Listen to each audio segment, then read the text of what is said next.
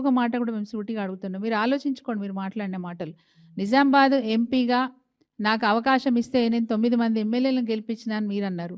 But 9 మంది ఎమ్మెల్యేలు మిమ్మల్ని నిజామాబాద్ ఎంపీగా గెలిపించినారనే విషయం ఎప్పుడు కూడా మర్చిపోవద్దు.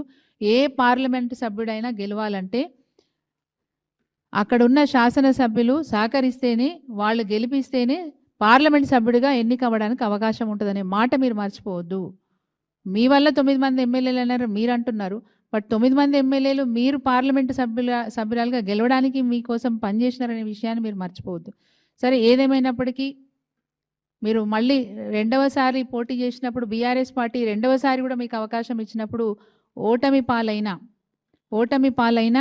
మీ బాధ చూడలేక మా పార్టీ గౌరవ అధ్యక్షులు గౌరవనీయులు కేసీఆర్ గారు మీకు మళ్ళీ ఎమ్మెల్సీగా అవకాశం ఇచ్చినారు.